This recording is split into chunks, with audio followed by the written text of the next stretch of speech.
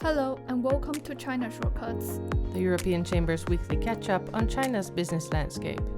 This episode was recorded on 27th August 2025.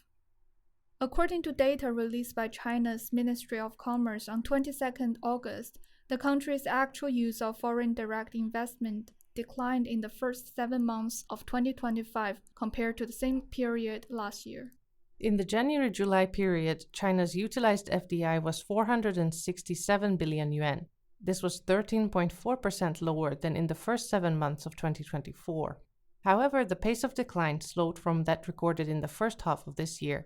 Nearly 3/4 of the total amount of FDI was used in the services sector, with the rest channeled into manufacturing.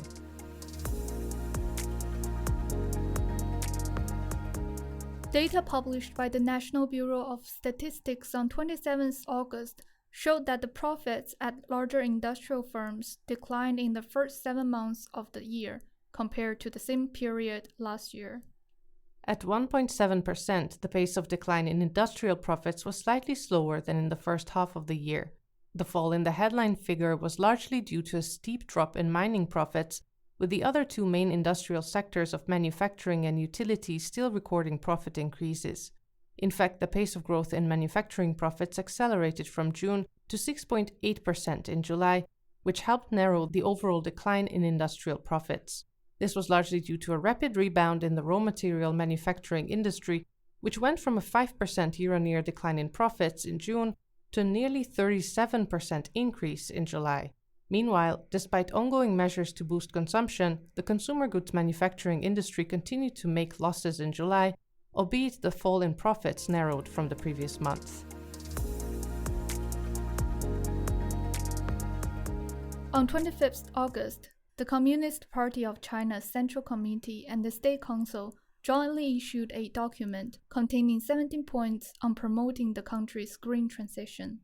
The opinions on advancing the green and low-carbon transition and strengthening the building of the national carbon market sets out a list of main objectives. These include a 2027 deadline for the national carbon emissions trading market to cover the main emitting industrial sectors and for the national voluntary greenhouse gas emission reduction trading market to achieve full coverage of all key areas. The document also sets out development goals for the national carbon emission and national voluntary greenhouse gas emission reduction trading markets, including that the latter should be aligned with international standards by 2030.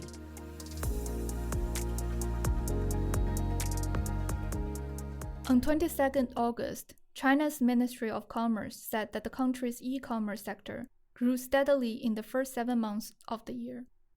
The ministry cited data from the Statistics Bureau saying that in the January-July period, the total value of online retail sales increased 9.2% year-on-year, with the sales of personal computers, smartwatches, and other smart wearables surging almost 30% from the previous year.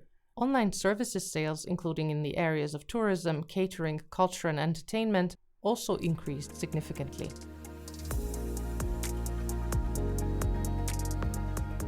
For European companies operating in China, a rapidly evolving regulatory environment increases compliance complexities. New regulations, including the European Union's Corporate Sustainable Due Diligence Directive, China's Circular Economy Promotion Law, and the 14th Five-Year Plan for Circular Economy Development, are raising the bar for environmental, social, and governance practices. The European Chamber's Shanghai chapter is hosting a conference dedicated to sustainable supply chains to offer practical strategies to build supply chains that prioritize responsibility, resilience, and efficiency. Join us in Shanghai on 4th September to find out how innovative sustainable finance solutions can accelerate investments and green transformation and gain insights into Shanghai's evolving policy landscape designed to promote carbon emission reduction across corporate supply chains. Thanks for listening, and don't forget to tune in again next week. In the meantime, please find useful links in the episode notes.